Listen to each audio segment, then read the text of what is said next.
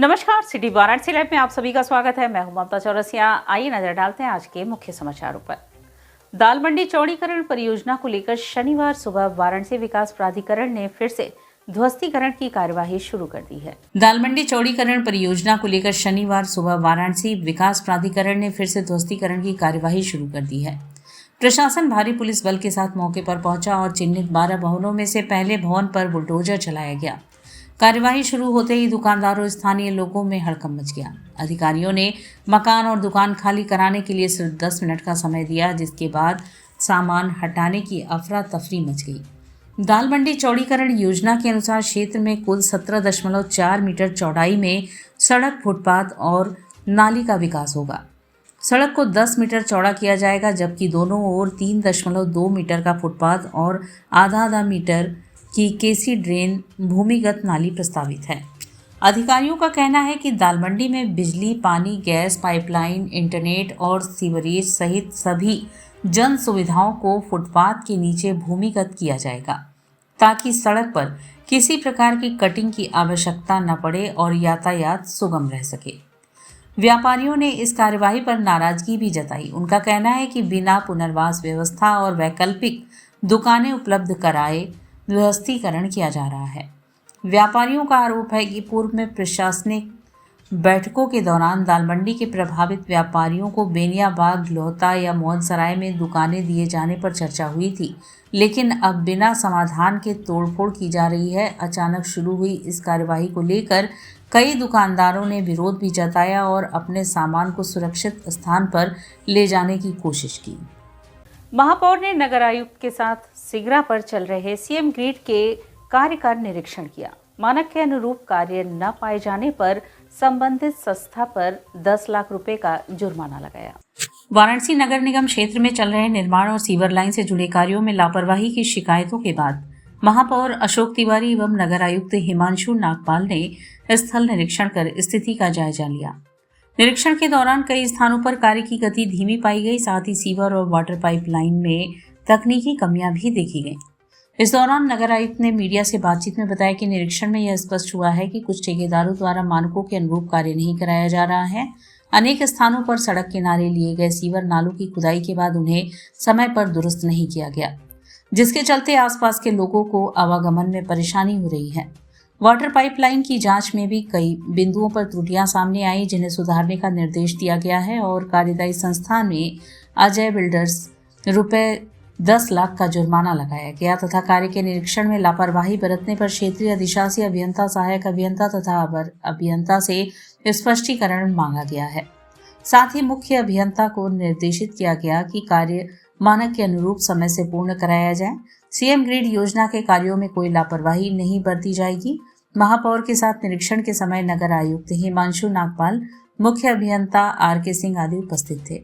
Water pipeline और इसकी excavate करा के भी देखा गया, तो उसमें भी कई करेक्टिव मेजर्स बताए गए हैं और कई इसमें कमियां मिली हैं, तो इसमें संबंधित के खिलाफ कार्रवाई की जाए। ये माना जाए कि मानक के अनुरूप कार्य नहीं हुआ है? नहीं, ऐसी बात नहीं है। अब सब चीज़ें मानक के अनुरूप ऐसा नहीं है कि नहीं है, और कुछ चीज़ें उसमें सुधार की ज़रूर आवश्यकता है। इसमें सुधार के लिए कॉन्ट्रैक्टर को और ये इंजीनियरिंग डिपार्टमेंट को निर्देश दिए गए हैं। उनके खिलाफ संबंधित कार्रवाई भी की जाएगी। भारतीय जनता पार्टी कार्यालय गुलाबबाग पर जनजाति गौरव दिवस मनाया गया।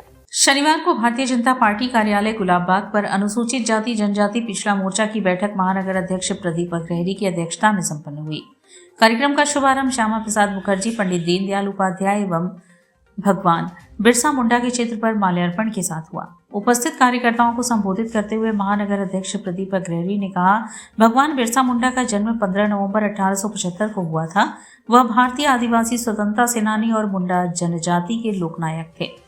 उन्होंने ब्रिटिश राज के दौरान 19वीं शताब्दी के अंत में झारखंड में हुए एक आदिवासी धार्मिक सहस्त्राब्दी आंदोलन का नेतृत्व किया, जिससे वह भारतीय स्वतंत्रता आंदोलन के इतिहास में एक महत्वपूर्ण व्यक्ति बन गए। भारत के आदिवासी उन्हें भगवान मानते हैं और उन्हें धरती आबा नाम दिया। जिसका मतलब धरती पुत्र कहा जाता है। भारत सरकार ने बिरसा मुंडा की जयंती 15 नवंबर को जनजातीय गौरव दिवस के रूप में घोषित किया। आज जनजातीय समूह के लोग कोई कार्य प्रारंभ करने के पहले बिरसा मुंडा को याद करते हैं। भारतीय जनता पार्टी प्रदेश नेतृत्व ने बिरसा मुंडा को जन्म दिवस को पूरे प्रदेश में मनाने का संकल्प लिया है। उसी के निमित्त आज यह कार्यक्रम हो रहा है। कार्यक्रम के मुख्य अतिथि क्षेत्रीय अध्यक्ष दिलीप पटेल ने कहा, हमारे देश में जब अंग्रेजों का शासन था उस कालखंड में आदिवासी और वनवासी जंगलों स्वतंत्र रूप से रहा करते थे। अंग्रेजों ने जमींदारी प्रथा कृषि क्षेत्र में कर वसूलने एवं आदिवासियों को कर के दायरे में लाने के लिए लागू किया था और जंगल में रहने वाले लोगों पर तरह तरह के प्रतिबंध लगाने का काम किया। हमारे देश के आदिवासी स्वतंत्र और स्वच्छंद रूप से अपना जीविकोपार्जन और जीवन यापन किया करते थे। जहां मन हुआ घर बनाया, जहां मन हुआ डेरा डाल दिया, जिस पेड़ का मन हुआ फल खाया, जहां मन हुआ वहां रहना शुरू कर दिया, यानी किसी प्रकार की पाबंद नहीं। ऐसे में भगवान बिरसा मुंडा अपने समुदाय की अस्मिता की रक्षा के लिए मुखर होकर खड़े हो गए और आदिवासियों को एकत्रित करके अंग्रेजों के विरुद्ध एक आंदोलन चलाया। आदिवासियों के बीच बिरसा मुंडा भगवान बिरसा मुंडा कहलाने लगे। बिरसा मुंडा को वनवासियों ने एक उपाधि दी, धरती का भगवान। अंग्रेज बिरसा मुंडा से जीत नहीं पाए। अंग्रेजों ने बिरसा मुंडा को षड्यंत्र करके गिरफ्तार किया और जेल में ही उनको मार डाला। बिरसा मुंडा जमींदारी प्रथा का विरोध करने वाले प्रथम व्यक्ति हुए। कार्यक्रम का संचालन अशोक जाटव ने किया। धन्यवाद प्रकाश साधना गौड़ क्षेत्रीय महामंत्री अनुसूचित जनजाति मोर्चा ने किया।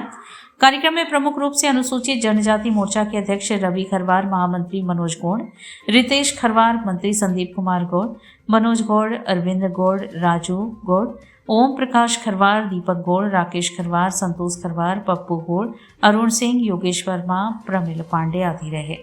नगर की विभिन्न समस्याओं के संदर्भ में व्यापारियों ने अपर नगर आयुक्त का घेराव कर ज्ञापन सौंपा। अखिल भारतीय उद्योग व्यापार मंडल काशी प्रांत के महानगर अध्यक्ष राकेश जैन के नेतृत्व में नगर के व्यापारियों ने नगर आयुक्त की अनुपस्थिति में अपर नगर आयुक्त विनोद गुप्ता को पत्र दिया।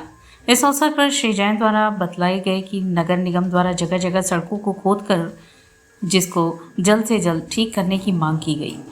पत्रक देने वालों में राम भरत ओझा, दिनेश चौरसिया, हेमंत, बाबू जायसवाल, संतोष यादव, कृष्णा केसरी, पुरुषोत्तम, विजय बहादुर सिंह, बाबू खान प्रमुख लोग उपस्थित थे। हम सब काशी के व्यापारी और काशी वासियों ने आज नगर निगम अपर नगर आयुक्त का घेराव किया और साथ में उनको ज्ञापन दिया।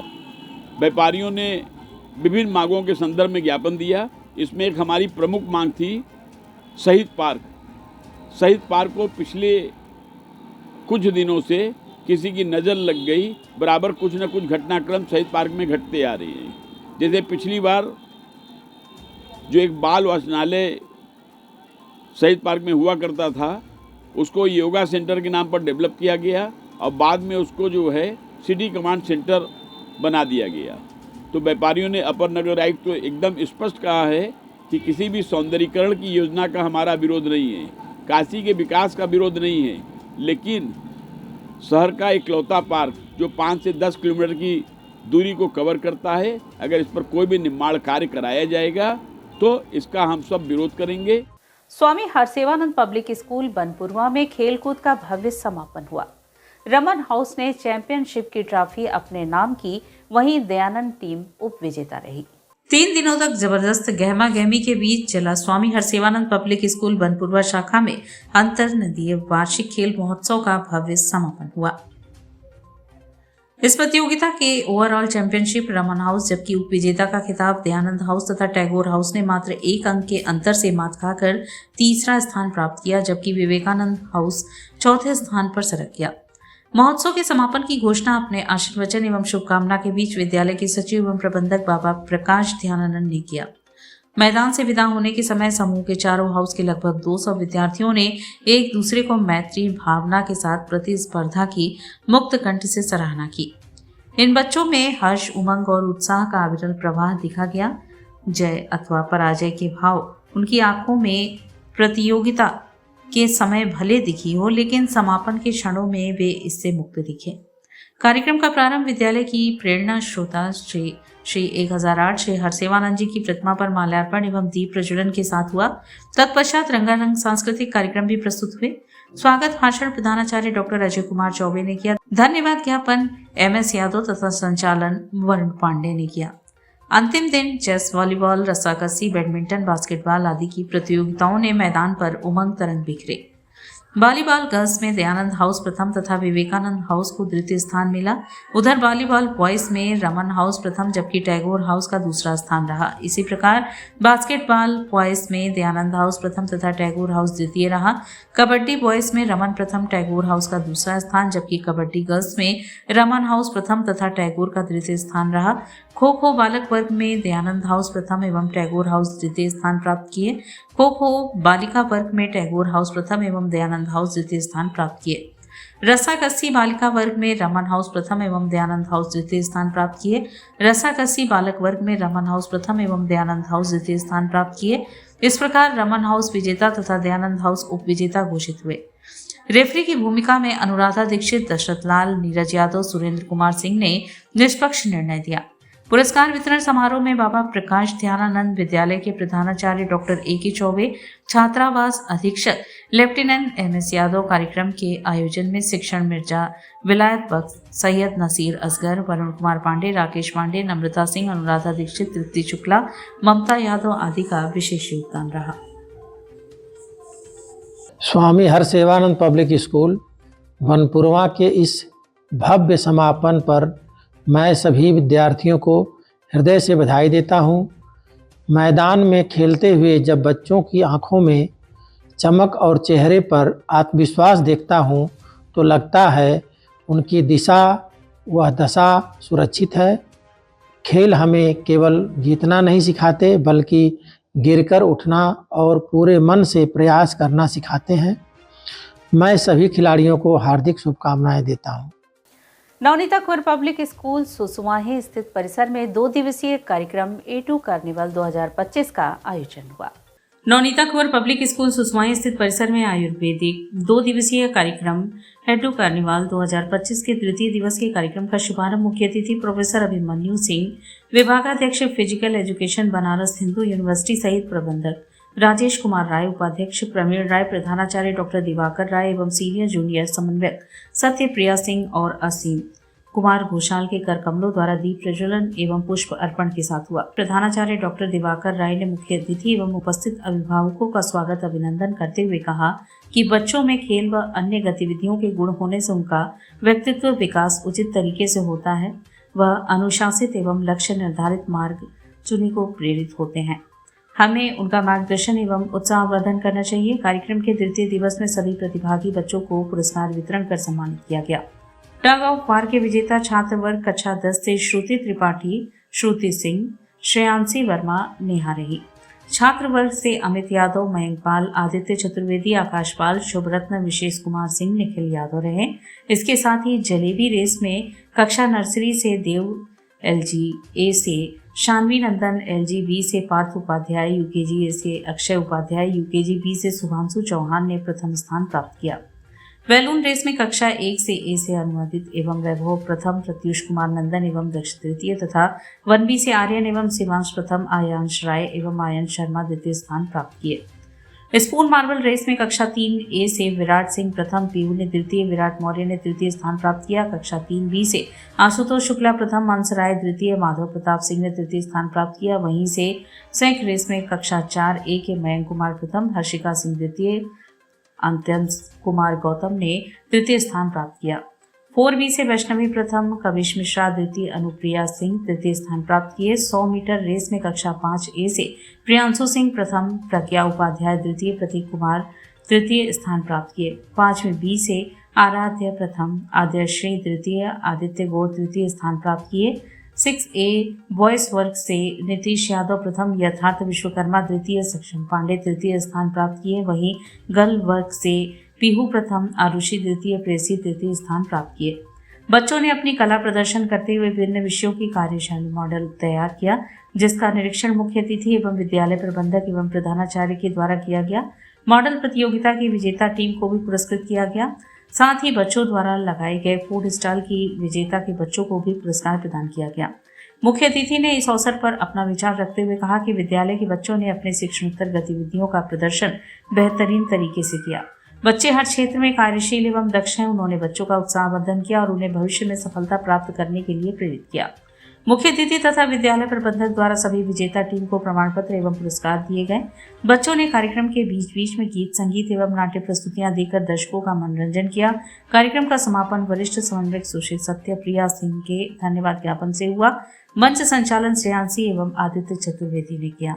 बच्चों ने अपना एक प्रदर्शनी लगा रखा है जिसमें ये अपना भिन्न भिन्न प्रकार का मॉडल बनाकर दिखाए हैं। उस पर इनसे पूछा जा रहा है कि कौन सा सिस्टम कहाँ काम कर रहा है, कैसे काम कर रहा है। तो बच्चों ने उसे प्रदर्शनी के माध्यम से दिखाया। बच्चों के लिए कितना लाभकारी होगा? इससे ये होता है कि कम से कम बच्चे जो पढ़े हैं, पढ़ने के बाद इसे दिखा के प्रैक्टिकल के रूप में लेके आते हैं और ये इनको ये समझ में आता है कि प्रैक्टिकल करने से ये चीज़ें हमको मिल सकती हैं, दिख रही हैं, धरातल पर दिख रही हैं। जो आज धरातल पर चीज़ें दिख रही हैं उसे लेके आते हैं। अब जैसे यहाँ पर ये किडनी को लेके आए हैं, अब फिल्ट्रेशन सिस्टम को लेके आए हैं। साइंस से संबंधित है, ये ह्यूमन बॉडी से संबंधित है। इसे इन्होंने दिखाया कि कैसे फिल्टर होता है, लेफ़्ट और राइट किडनी कैसे काम करती है और हम पानी पीते हैं, पानी पीने के बाद ये फिल्ट्रेशन करने के बाद यूरिन में कैसे तब्दील होता है और बाकी इसके मिनरल्स को हम कहाँ कहाँ एब्जॉर्ब कर लेते हैं। काशी शब्दोत्सव कार्यक्रम का आयोजन 16 नवंबर से 18 नवंबर तक होगा। काशी शब्दोत्सव न सिर्फ कुछ दिनों तक चलने वाला अकादमिक या सांस्कृतिक समारोह है, बल्कि यह भारतीय मनीषा की देदीप्यमान आभा का ज्योति पुंज है। भारतीयता की भावना को समर्पित यह प्रकल्प भारतीय मन की सृजनात्मक धारा का भावबोध है। ये बातें काशी हिंदू विश्वविद्यालय में काशी शब्दोत्सव 2025 के संदर्भ में एक प्रेस वार्ता को संबोधित करते हुए संयोजक डॉक्टर हरेंद्र राय, सदस्य शिक्षा सेवा चयन आयोग जी ने कही। काशी हिंदू विश्वविद्यालय के संस्कृत विभाग के विभागाध्यक्ष प्रोफेसर सदाशिव द्विवेदी ने बताया कि यह आयोजन विश्वविद्यालय के स्वतंत्रता भवन सभागार में विश्व संवाद केंद्र काशी एवं संस्कृत विभाग के संयुक्त तत्वाधान में आयोजित हो रहा है, जिसके लिए तैयारी पूरी कर ली गई है। उन्होंने बताया कि आयोजन को लेकर काशी शब्दोत्सव के संरक्षक मनोज कांत ने लगातार कई दिनों तक शहर प्रवास के दौरान काशी के प्रबुद्धजनों, शहर के सभी विश्वविद्यालयों के प्रमुख शिक्षक, विद्यार्थी व आयोजन के विभिन्न समितियों से जुड़े सदस्यों के साथ बातचीत एवं बैठक की। बैठक में आयोजन संबंधी विभिन्न दायित्वों के निर्धारण एवं संगोष्ठी के विभिन्न सत्रों के मुख्य विषयों की सत्र के अनुरूप वर्तमान स्वरूप व तैयारी से संबंधित चुनौतियों को लेकर वृहद चर्चा हुई। सामूहिक बैठक के अलावा सभी सत्रों और व्यवस्था से जुड़े प्रमुखों की अलग अलग बैठक की गई, जिससे कहीं कोई कमी न रह जाए। उद्घाटन सत्र की अध्यक्षता कुलपति प्रोफेसर अजीत कुमार चतुर्वेदी और मुख्य वक्ता सुनील आम्बेकर जी, अखिल भारतीय प्रचार प्रमुख होंगे। काशी शब्दोत्सव के संयोजन डॉक्टर हरेंद्र राय, सदस्य शिक्षा सेवा चयन आयोग ने 16 से 18 नवंबर 2025 तक चलने वाले 3 दिवसीय काशी शब्दोत्सव के परिचय के क्रम में कहा कि काशी शब्दोत्सव राष्ट्रीय, अंतर्राष्ट्रीय एवं स्थानीय विषयों को केंद्र में रखकर समाज जीवन के प्रत्येक क्षेत्र में व्याप्त विभिन्न विषयों पर प्रमुखता से संवाद स्थापित करता है। इसी क्रम में इस वर्ष का काशी शब्दोत्सव 2025 विश्व कल्याण भारतीय संस्कृति विषय पर केंद्रित है। इसके अंतर्गत भारतीय ज्ञान परंपरा, कौटुंबिक अवधारणा, सामाजिक समरसता, समाज प्रबंधन, लोकतांत्रिक शुचिता, भारतीय साहित्य, पर्यावरण, न्याय बोध, भारतीय चिकित्सा पद्धति, पौराणिक एवं वैदिक संदर्भ, शिक्षा की भारतीय अवधारणा और उसका क्रियान्वयन, ललित कला एवं लोक आदि विषयों को वैश्विक परिप्रेक्ष्य में रखकर कुल 10 सत्रों में 3 दिनों तक विमर्श होंगे। इस संवाद गोष्ठी में अपनी अपनी विधा के निष्णात विद्वान देश विदेश में शामिल होंगे।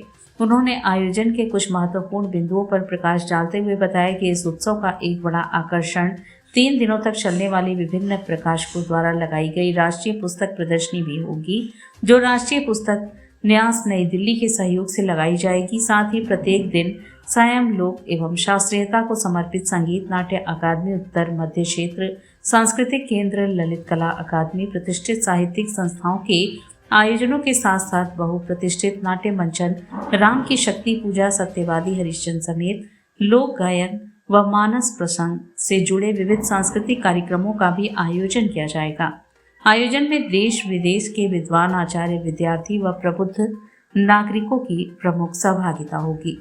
तो रामचंद्र शुक्ल जी के परिवार से संबंधित प्रोफेसर, उन्होंने उसका उसको लिखा है अपने ढंग से, उसकी प्रस्तुति होगी। और दूसरे दिन राम की शक्ति पूजा जो निराला जी ने लिखा था उसका मंचन होगा।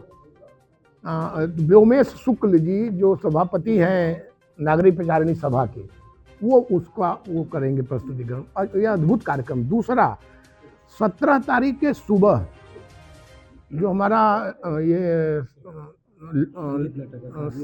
संगीत नाटक अकादमी और सांस्कृतिक क्षेत्र उत्तर मध्य सांस्कृतिक क्षेत्र का मानस प्रसंग का एक प्रकरण 1 घंटे का होगा 10 से 11। वो अद्भुत होगा, उससे बच्चे प्रेरित होंगे, श्रोता दर्शक। और हनुमान चालीसा का पाठ समूह में कैसे हम करते हैं और उसका क्या प्रभाव पड़ता है, कैसे तरंगे तरंगायित होती हैं। बाल विद्यालय माध्यमिक स्कूल प्रहलाद घाट का 4 दिवसीय खेल कूद कार्यक्रम संपन्न हुआ। शनिवार को बाल विद्यालय माध्यमिक स्कूल डोंगरी प्रहलाद घाट का 58वीं 4 दिवसीय खेल कूद कार्यक्रम बड़े हर्षोल्लास के साथ समाप्त हुआ। मुख्य अतिथि डॉक्टर पृथ्वीशनाथ, पूर्व कुलपति महात्मा गांधी काशी विद्यापीठ वाराणसी, विशेष अतिथि डॉक्टर आशीष कुमार गुप्ता एवं डॉक्टर संकल्प Jha, assistant professor IMS BHU Varanasi ने संयुक्त रूप से दीप प्रज्वलित कर कार्यक्रम का शुभारंभ किया। विद्यालय की छात्राओं ने मुख्य अतिथि तथा विशेष अतिथियों का स्वागत गीत गाकर स्वागत किया। विद्यालय सोसाइटी के सचिव मुकुल पांडे ने अतिथियों का बैज अलंकरण किया तथा स्मृति चिन्ह एवं अंग वस्त्रम देकर सम्मानित किया। कार्यक्रम के अंत में सभी विजेता प्रतिभागियों को पुरस्कार तथा प्रमाण पत्र देकर उन्हें सम्मानित किया गया। मुख्य अतिथि ने सभी विजेता बच्चों को बधाइयां दी तथा भविष्य में सफल होने के लिए शुभकामनाएं दी। विद्यालय के प्रहलाद घाट शाखा के प्रधानाचार्य स्नेहलता पांडे ने पुष्पगुच्छ देकर अतिथियों का स्वागत किया तथा डोमरी शाखा के प्रधानाचार्य नीता त्रिपाठी ने आए हुए अतिथियों और अभिभावकों का धन्यवाद ज्ञापन किया। इस खेलकूद प्रतियोगिता को सफल बनाने में विशेष रूप से चंद्रदीप सिंह, अभिनंदन मिश्रा, संतोष कुमार तिवारी, तरुण मिश्रा, विनीता मिश्रा आदि शिक्षक शिक्षिकाओं ने बढ़ चढ़ कर योगदान दिया। और हमने 4 दिवसीय इस खेलकूद के वार्षिक खेलकूद का आयोजन रखा था, जिसमें अच्छे लड़कों धावकों को अच्छी तरीके से जो कार्य कर रहे थे उनका चयन किया गया।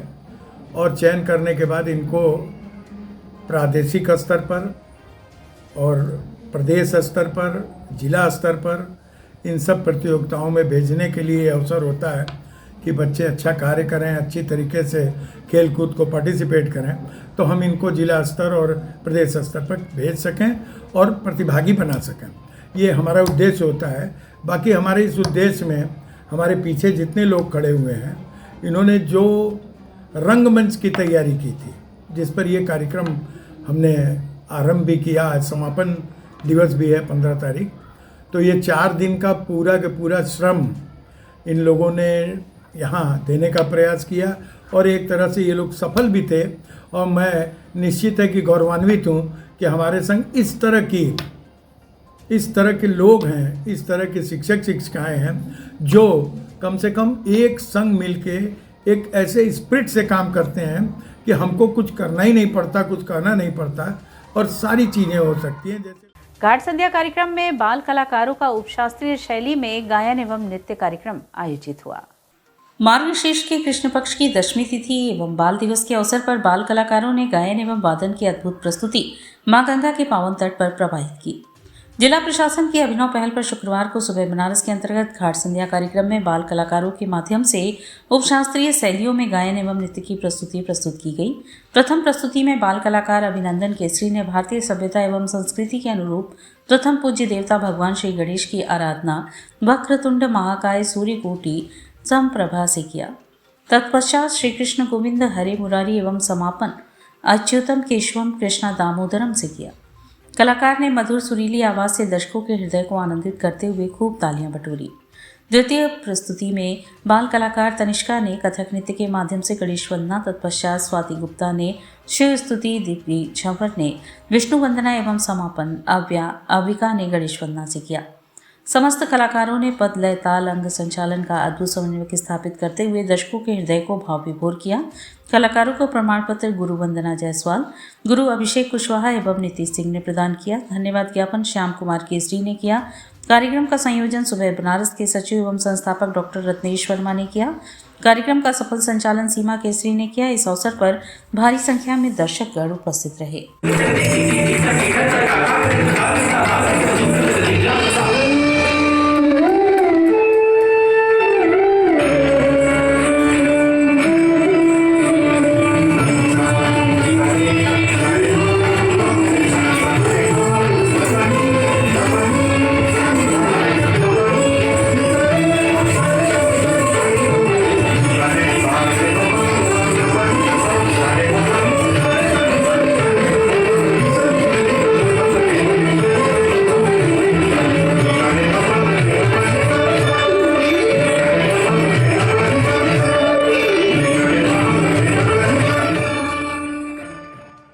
बनारस में क्वियर खेल प्रतियोगिता का अनूठा आयोजन हुआ, जिसमें अंतर्राष्ट्रीय खिलाड़ी नीलू मिश्रा भी शामिल हुई।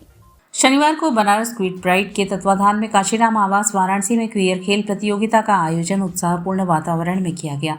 इस कार्यक्रम का उद्देश्य खेल गतिविधियों के माध्यम से एक समावेशी वातावरण तैयार करते हुए समाज में बंधुत्व की भावना को बढ़ावा देना और प्रतिभागियों को एक साझा मंच प्रदान करना। अंतर्राष्ट्रीय फेम के खिलाड़ी नीलू मिश्रा ने बताया, समाज अभी तक पूरी तरह जागरूक नहीं हुआ है। हम शिक्षित होने का दावा करते हैं, लेकिन अभी भी क्वेयर समुदाय हमारे कंधों से कंधा मिलाकर नहीं आगे आ पाए हैं। आज मुझे बहुत खुशी हो रही है इतने उत्साह के साथ आप लोगों को खेलते हुए देखकर, और एक अंतर्राष्ट्रीय खिलाड़ी के रूप में यही कहेंगे कि अगर आप फिट हैं तो हित है।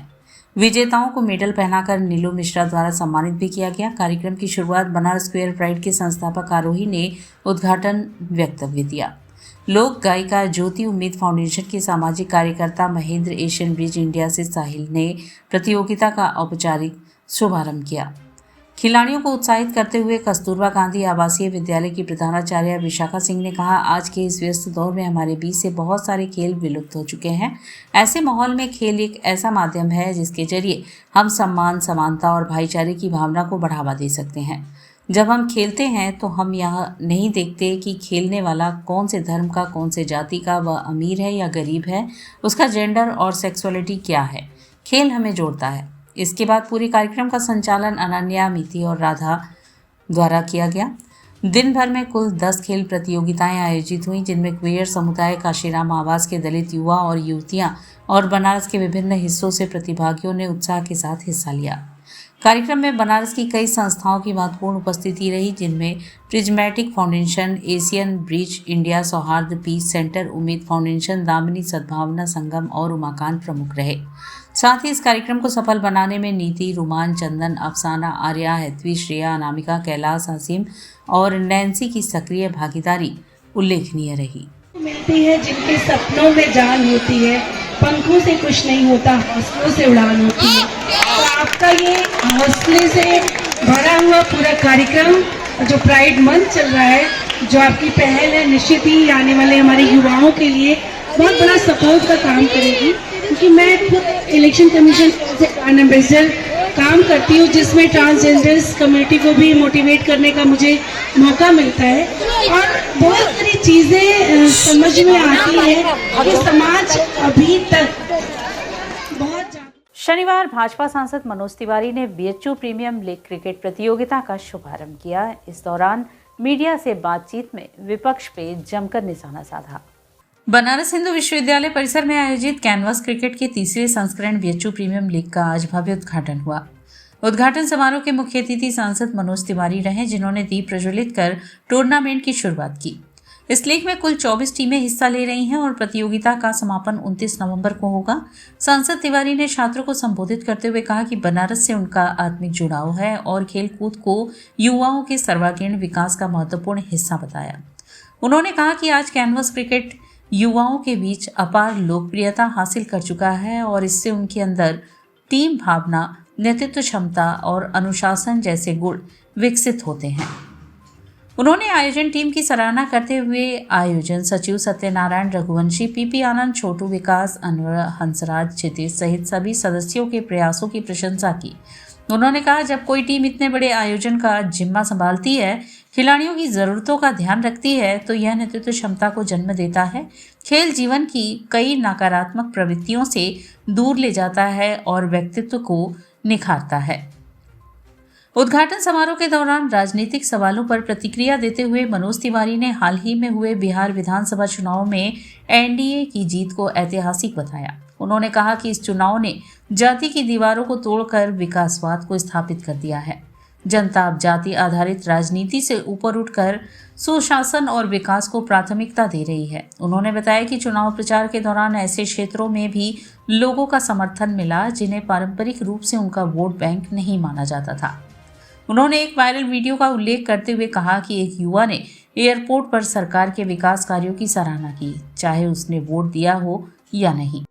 रामगढ़ सीट पर हार का जिक्र करते हुए तिवारी ने कहा, हम 30 वोट से हार गए। पहले के ज़माने में 4 से 5,000 वोटों से हार जीत होती थी और सर्टिफिकेट भी कई बार आदेश से दे दिया जाता था। आज 30 वोट से भी पारदर्शी तरीके से हार जीत हो रही है। यही लोकतंत्र की खूबसूरती है।